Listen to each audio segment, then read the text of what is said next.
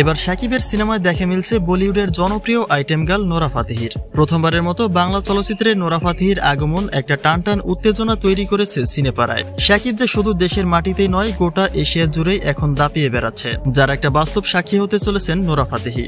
তাই তার বিস্তারিত জানতে অবশ্যই ভিডিওটি না টেনে সঙ্গে থাকুন। বর্তমান সময়ে এশিয়ার সবচেয়ে সুদর্শন হিরো বলা হয় সুপারস্টার শাকিব খানকে। তবে তিনি রূপে গুণে যতটা পারফেক্ট, তার চেয়েও বেশি পারদর্শী অভিনয়ে। বিশেষ করে বলিউডের মতো চলচ্চিত্র নায়িকাদের সঙ্গে কখনো যে বাংলা চলচ্চিত্রের কোনো হিরোকে দেখা যাবে, যেটা হয়তোবা ঢালিউড ইন্ডাস্ট্রি স্বপ্নেও ভাবেনি কোনোদিন। তবে একে একে এবার তার বাস্তব সাক্ষী হয়ে আসছে বলিউড চলচ্চিত্রের স্বনামধন্য নায়িকারা।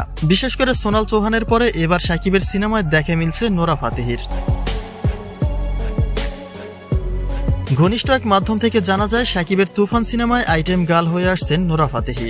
যেখানে শাকিবের বিপরীতে মিমি চক্রবর্তীকে দেখা গেলেও নোরা ফাতেহির আইটেম গার্লের খবরটি বেশ সাড়া ফেলেছে সোশ্যাল মিডিয়ায়। এর আগে থেকে শাকিবের বিপরীতে কাজ করার একটা আলোচনায় উঠে এসেছিলেন নোরা। তিনি বাংলাদেশের মঞ্চেও উপস্থিত হয়েছিলেন। তবে দিন শেষে শাকিবের বিপরীতে দেখা মিলেছিল সোনাল চৌহানের, যে কারণে নোরার প্রতি দেশি ভক্তদের একটা আক্ষেপ থেকেই গেছে যে তাকে কখন শাকিবের বিপরীতে দেখা যাবে।